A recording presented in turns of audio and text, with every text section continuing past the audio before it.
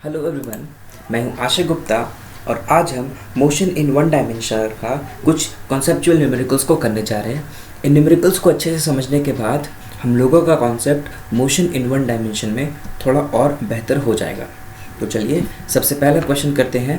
A car acquires a velocity of 72 kilometre per hour in 10 seconds. Okay, starting from rest, find the acceleration. यहाँ पे कुछ दिया हुआ है, फाइनल वेलोसिटी दिया हुआ है 72 किलोमीटर पर आवर, टाइम दिया हुआ है 10 सेकेंड, ठीक है, और यहाँ लिखा हुआ है स्टार्टिंग फ्रॉम रेस्ट। ये तीन चीज़ दिया हुआ है।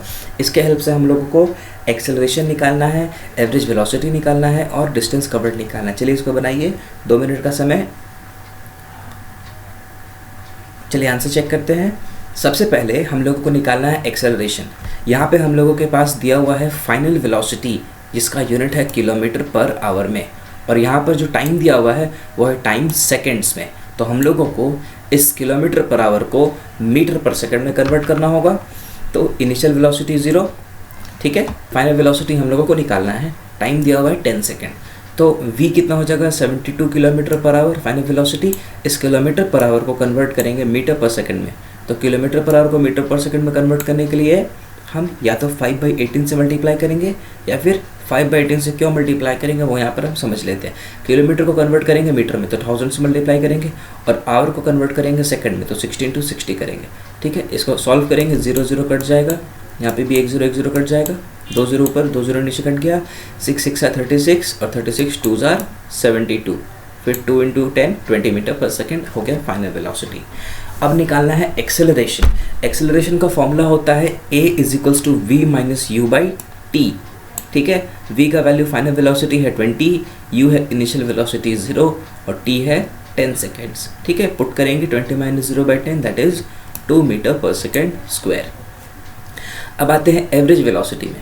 एवरेज वेलोसिटी का फॉर्मूला मैंने पिछले वीडियोस में बताया है कि अगर कोई ऑब्जेक्ट यूनिफॉर्म एक्सेलरेशन में होता है तो यूनिफॉर्म एक्सेलरेशन में उसका एवरेज वेलोसिटी कैलकुलेट करने का फॉर्मूला एक होता है u + v/2 और एक होता है total displacement by total time.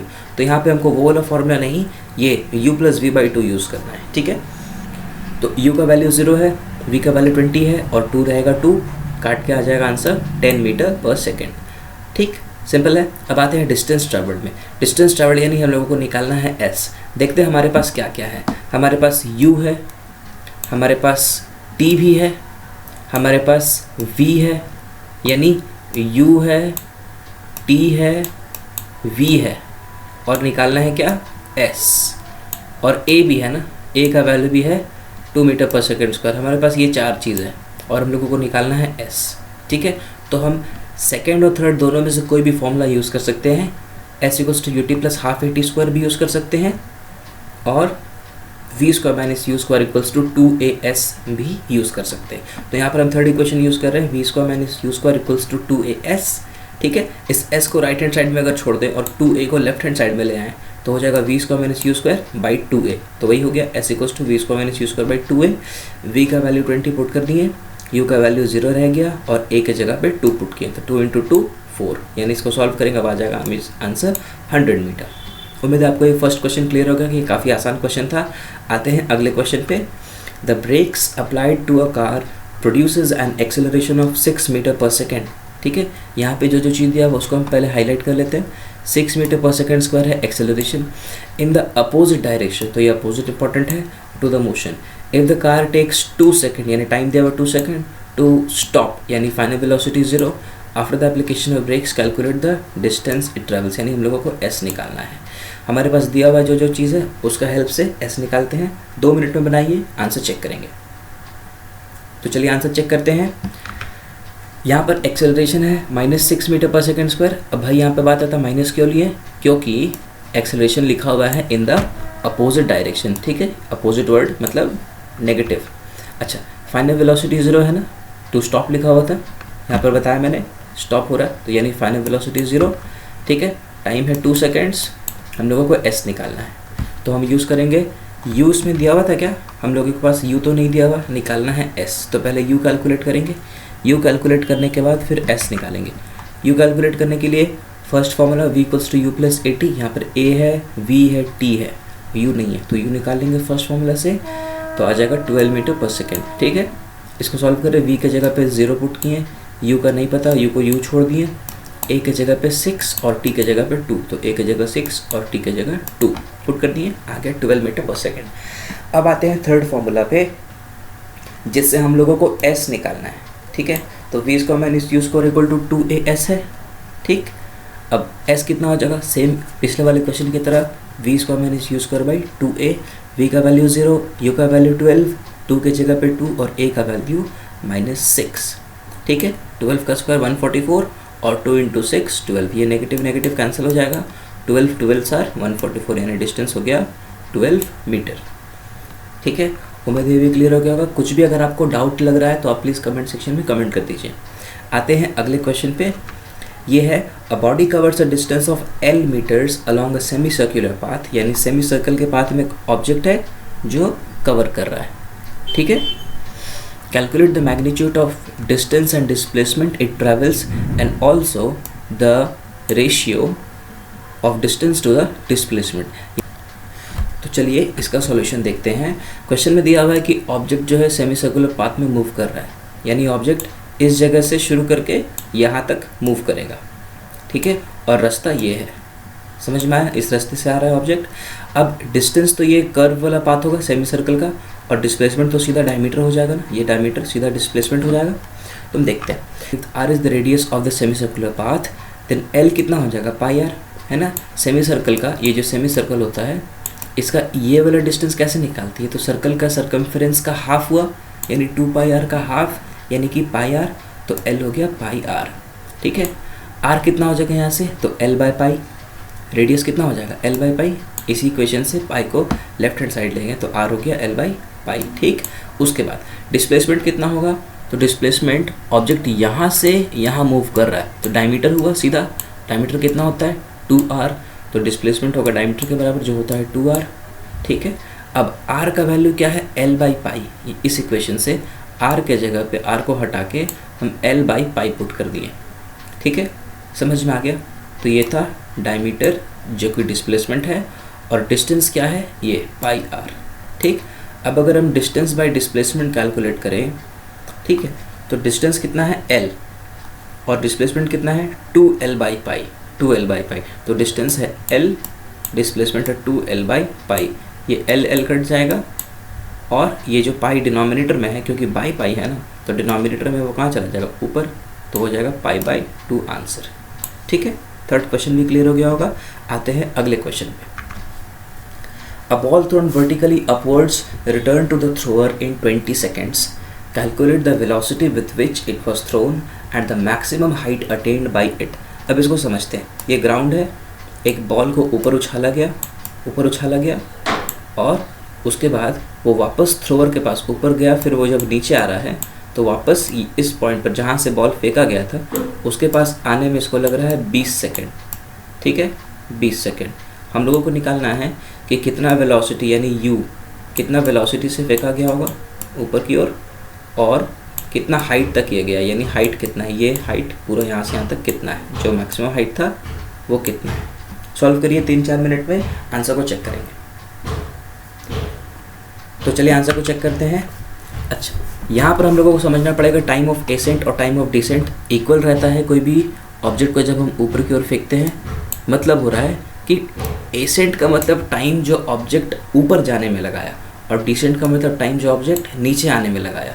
मतलब एक ऑब्जेक्ट को अगर ऊपर फेंके और ऊपर जाने में वो 3 सेकंड लगा, और नीचे आने में भी उसको 3 सेकंड ही लगेगा, तो जितना ऊपर जाने में समय लगा उसको बोलेंगे टाइम ऑफ एसेंट, और जितना नीचे आने में समय लगा उसको बोलेंगे time of decent.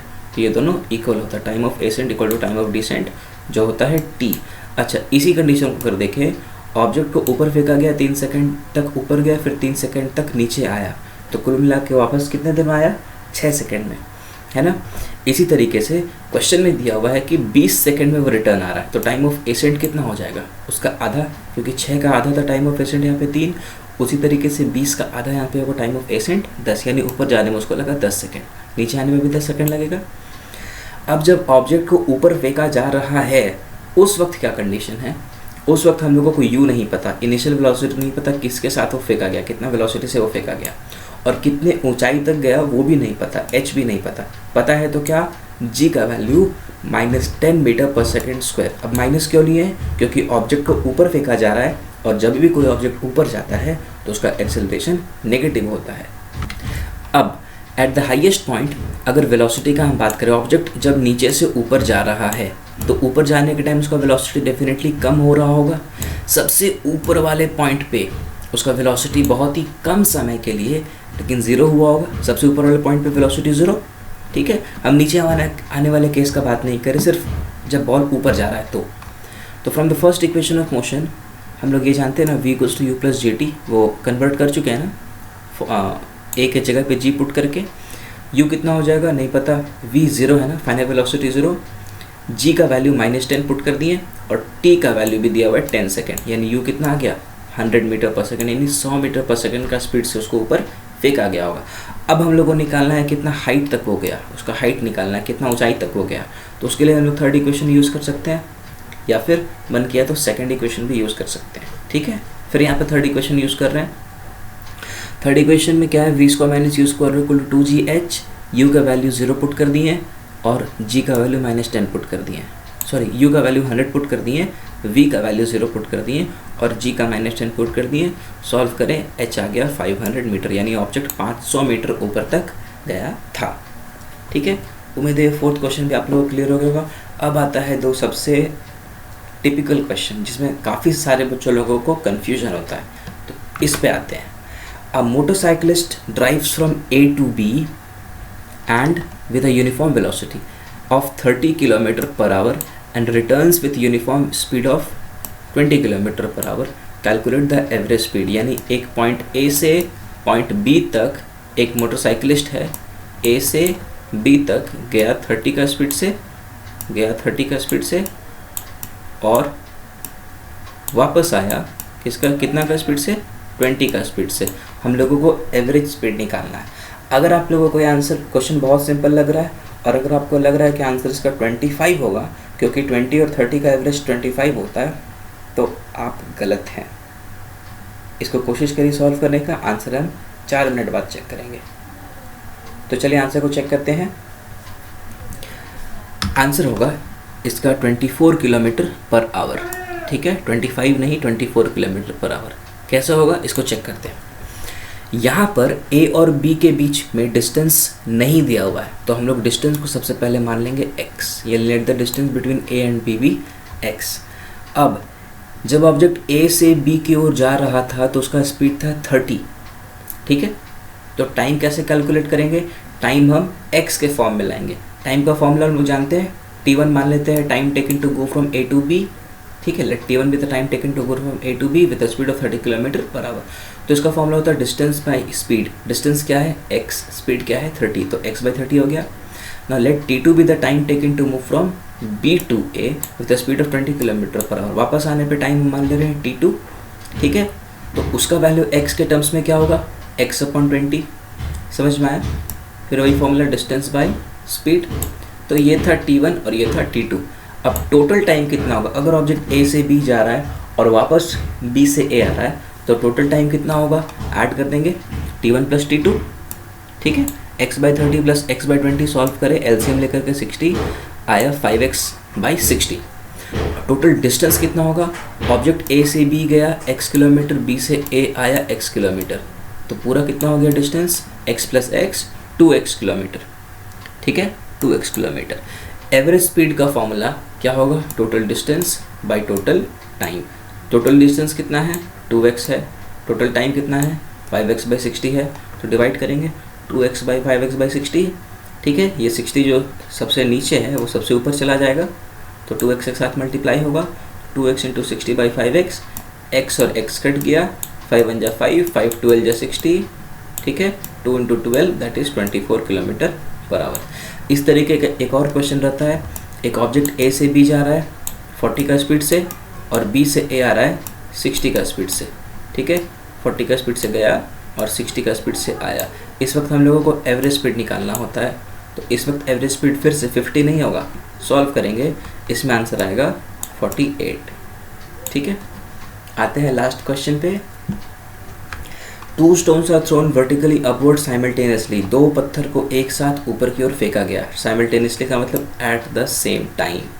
With their initial velocities u1 and u2. दोनों पत्थर को, एक को u1 के वेलोसिटी के साथ ऊपर फेंके, एक को u2 वेलोसिटी के साथ ऊपर फेंके. Prove that the height reached by them is in the ratio of u1 square is to u2 square.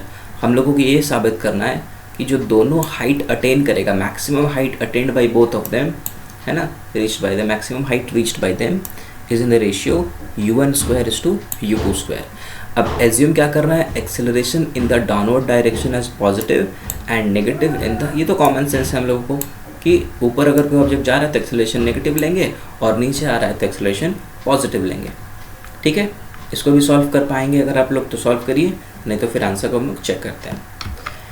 यहाँ पर पहले पत्थर के लिए, पहला स्टोन के लिए जो एवरेज वेलोसिटी, इनिशियल वेलोसिटी है वो है u1, एक्सेलरेशन है -g और डिस्प्लेसमेंट कितना है, वही हाइट जितना कवर करेगा वो, लेकिन फाइनल वेलोसिटी 0 है.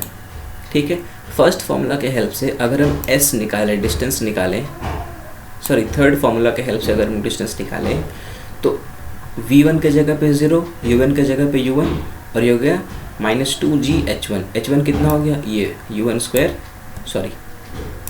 Square by 2g. Second stone के लिए इनिशियल वेलोसिटी है u2, एक्सेलरेशन इसके लिए भी नेगेटिव रहेगा, हम लोगों को सेकेंड हाइट मान लेना है h2 और फाइनल वेलोसिटी इसके लिए भी 0 होगा. फिर वही थर्ड इक्वेशन यूज़ करके हम h2 निकालेंगे तो आ जाएगा u2 स्क्वायर बाई 2g. अब हमको h1 बाई h2 करना है ना, हाइट अटेंड बाई देम का रेशियो करना है ना, यानी h1 बाई h2 करेंगे तो इसका वैल्यू क्या हो जाएगा, u1 square by 2g divided by u2 square by 2g. तो u1 square by 2g divided by u2 square by 2g, ये 2g कट जाएगा, बचेगा u1 square by u2 square. ठीक है, तो हो गया h1 is to h2 equals to u1 square by u2 square. उम्मीद है आपको ये सारा 6 क्वेश्चंस क्लियर हो गया होगा. इसमें सभी क्वेश्चंस को आप एक बार फिर से प्रैक्टिस कर लीजिए, और कुछ डाउट रह रहा है, मैं फिर से कह रहा हूँ, कुछ डाउट अगर आप लोगों को है तो आप प्लीज़ कमेंट सेक्शन में कमेंट कर दीजिए, मैं आप लोगों की डाउट के लिए अलग से वीडियो बना के डाल दूँगा. दिस वॉज आशय Gupta, wishing you good luck for your studies.